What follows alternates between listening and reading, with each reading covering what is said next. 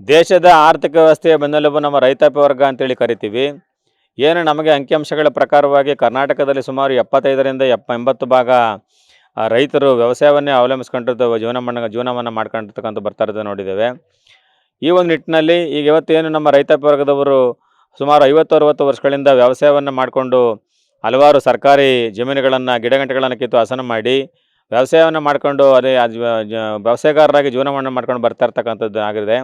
ಅಂಥ ಒಂದು ರೈತಾಪಿ ವರ್ಗದವರ ಜಮೀನುಗಳಿಗೆ ಸುಮಾರು 50-60 ವರ್ಷಗಳಿಂದನೇ ಸಹ ಗ್ರ್ಯಾಂಟ್ ಆಗಿದ್ದರೂ ಕೂಡ ಅವರ ಜಮೀನುಗಳಿಗೆ ದುರಸ್ತಿ ಮಾಡಬೇಕಾದದ್ದು ತುಂಬ ಪ್ರಮುಖವಾದಂಥ ವಿಚಾರ. ಯಾಕೆ ಅಂತಂದರೆ ಅವರ ಕುಟುಂಬದ ಮೆಂಬರ್ಗಳಿಗೆ ಸದಸ್ಯರುಗಳಿಗೆ ಮತ್ತು ಯಾರಿಗಾರ ಮಾರಾಟ ಮಾಡಬೇಕು ಅನ್ನೋದಾದರೂ ಸಹ ಆ ಜಮೀನುಗಳಿಗೆ ರಿಜಿಸ್ಟರ್ ಆಗಬೇಕು ಅಂತಂದರೆ ಅಲ್ಲಿ ದಾನಪತ್ರ, ಹಕ್ಕುಪತ್ರಗಳು ಮತ್ತು ವಿಭಾಗ ಪತ್ರಗಳು ಮಾಡ್ಕೋಬೇಕು ಅನ್ನೋದಾದರೆ ಆ ಡಾಕ್ಯುಮೆಂಟ್ಸ್ಗಳಿಗೆ ದುರಸ್ತಿ ಆಗಬೇಕಾದದ್ದು ನಿಯಮ.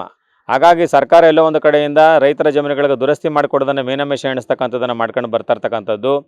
ಆ ವಿಚಾರವಾಗಿ ಸುಮಾರು ಹಲವಾರು ಬಾರಿ ರೈತರುಗಳು ಅರ್ಜಿಗಳನ್ನು ಕೊಟ್ಟರೂ ಸಹ ಯಾವುದೇ ರೀತಿ ಪ್ರಯೋಜನ ಆಗದೆ ಸುಮ್ಮನೆ ಕಾಲಹರಣ ಮಾಡ್ಕೊಂಡು ಬರ್ತಕ್ಕಂಥದ್ದು ನೋಡಿದ್ದೇವೆ. ಮತ್ತು ಜೊತೆಗೆ ಅರ್ಜಿಗಳನ್ನು ಕೊಟ್ಟರೂ ಕೂಡ ಸರ್ಕಾರದವರು ಸುಮಾರು 1 ಎಕರೆ ಜಮೀನಿಗೆ 2.5 ಲಕ್ಷ 3 ಲಕ್ಷ ಹಣವನ್ನು ವಸೂಲಿ ಮಾಡಿ ಭ್ರಷ್ಟಾಚಾರವನ್ನು ಮಾಡ್ತಕ್ಕಂಥ ಕೆಲಸವನ್ನು ಮಾಡಿ ಆ ಮೂಲಕ ದುರಸ್ತಿ ಮಾಡ್ತಕ್ಕಂಥದ್ದಕ್ಕೆ ಮುಂದಾಗಿರುವಂಥದ್ದು.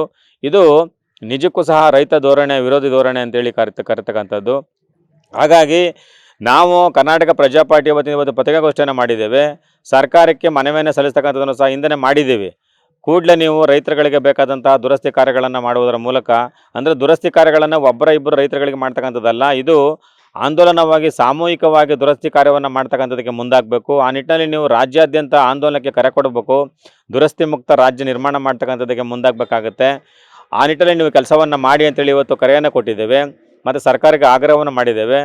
ಮುಂದಿನ ದಿನಗಳಲ್ಲಿ ಆ ರೀತಿಯಾದಂತಹ ದುರಸ್ತಿ ಕಾರ್ಯಗಳನ್ನು ವಿಳಂಬವನ್ನು ಮಾಡಿದ್ದೇ ಆದಲ್ಲಿ ಕರ್ನಾಟಕ ಪ್ರಜಾ ಪಾರ್ಟಿ ವತಿಯಿಂದ ರಾಜ್ಯಾದ್ಯಂತ ಒಂದು ದೊಡ್ಡ ಮಟ್ಟದ ಒಂದು ಕಾರ್ಯಕ್ರಮಗಳನ್ನು ಹಮ್ಮಿಕೊಳ್ಳುವುದರ ಮೂಲಕ ರೈತಾಪಿ ವರ್ಗದವರ ಗಮನ ಅಂದರೆ ಅವರ ಒಂದು ಅರಿವನ್ನು ಮೂಡಿಸ್ತಕ್ಕಂಥ ಕೆಲಸವನ್ನು ಮಾಡ್ತಕ್ಕಂಥದ್ದು ಇರ್ಬೋದು, ಮತ್ತು ಸರ್ಕಾರಕ್ಕೆ ಗಮನವನ್ನು ಸೆಳೀತಕ್ಕಂಥ ಕೆಲಸವನ್ನು ಮಾಡ್ತಕ್ಕಂಥದ್ದು ಇರ್ಬೋದು. ಇದನ್ನು ಮಾಡಬೇಕಾಗುತ್ತೆ.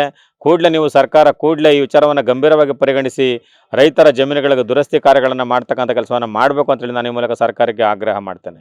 ನಮ್ಮ ಪಕ್ಷವನ್ನು, ಕರ್ನಾಟಕ ಪ್ರಜಾ ಪಾರ್ಟಿಯನ್ನು ಸ್ಥಳೀಯ ಮತ್ತು ಬೇರು ಮಟ್ಟದಲ್ಲಿ ಸಂಘಟಿಸ್ತಕ್ಕಂಥ ನಿಟ್ಟಿನಲ್ಲಿ ಮತ್ತು ಜನರ ಮತ್ತು ಸಮಾಜದ ನಡುವೆ ಸೇತುವೆಯಾಗಿ ಕೆಲಸವನ್ನು ಮಾಡ್ತಕ್ಕಂಥ ನಿಟ್ಟಿನಲ್ಲಿ ನಾವು ನಮ್ಮ ಮೈಸೂರು ಭಾಗದ ಆರ್ ಸೂರ್ಯರವರನ್ನು ರಾಜ್ಯ ಮಾಧ್ಯಮ ವಕ್ತಾರರನ್ನಾಗಿ ಮಾಡಬೇಕು ಅಂತೇಳಿ ನಮ್ಮ ಕಾರ್ಯಕಾರಿ ಸಮಿತಿಯಲ್ಲಿ ಚರ್ಚೆಗಳಾದ ಸಂದರ್ಭದಲ್ಲಿ ತೀರ್ಮಾನಗಳನ್ನು ಮಾಡಿ ಇವತ್ತು ಅವ್ರನ್ನ ಮತ್ತೆ ಪತ್ರಿಕಾಗೋಷ್ಠಿಯಲ್ಲಿ ನೇಮಕ ಮಾಡ್ತಕ್ಕಂಥದ್ದನ್ನು ಮಾಡಿದ್ದೇವೆ.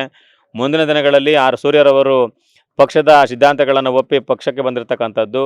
ಆಗ ಪಕ್ಷವನ್ನು ಬೇರು ಮಟ್ಟದಲ್ಲಿ, ಸ್ಥಳೀಯ ಮಟ್ಟದಲ್ಲಿ ಸಂಘಟಿಸ್ತಕ್ಕಂಥ ಕೆಲಸವನ್ನು ಮಾಡ್ಕೊಂಡು ಇಡೀ ರಾಜ್ಯಾದ್ಯಂತ ದೊಡ್ಡ ಮಟ್ಟದಲ್ಲಿ ಕರ್ನಾಟಕ ಪ್ರಜಾ ಪಾರ್ಟಿಯನ್ನು ಸಂಘಟಿಸ್ತಕ್ಕಂಥ ಕೆಲಸವನ್ನು ಮಾಡಲಿ ಅಂತೇಳಿ ಹಾರೈಸಿ ದಿನ ಅವ್ರನ್ನ ನೇಮಕವನ್ನು ಮಾಡಿದ್ದೇವೆ. ಸರ್, ಈಗ ನಾವು ಯಾವುದೇ ಒಬ್ಬ ವ್ಯಕ್ತಿಯ ಜೀವನದಲ್ಲಿ ಯಾವುದೇ ವಿಚಾರಗಳು, ಒಂದು ವಿಚಾರ ವಿನಿಮಯಗಳು ನಾವು ಹೊಟ್ಟೆಲಿ ಊಟದೇ ನಾವು ಅದನ್ನು ಪಡ್ಕೊಂಡು ಬರೋಕ್ಕಾಗೋದಿಲ್ಲ. ಯಾಕಂದರೆ ಇಲ್ಲಿ ಬಂದ ನಂತರದಲ್ಲಿ ನಾವೇನು ಕಲಿತೀವಿ, ಇಲ್ಲಿ ನೋಡ್ತೀವಿ, ಸಮಾಜವನ್ನು ನೋಡ್ತೀವಿ, ಅಬ್ಸರ್ವೇಷನ್ ಮಾಡಿ ಕಲಿತಕ್ಕಂಥದ್ದೆಲ್ಲ ಆಗುತ್ತೆ. ಹಾಗಾಗಿ ಸೂರ್ಯರವರು ಸಮರ್ಥವಾದಂಥ ವ್ಯಕ್ತಿ ಇದ್ದಾರೆ.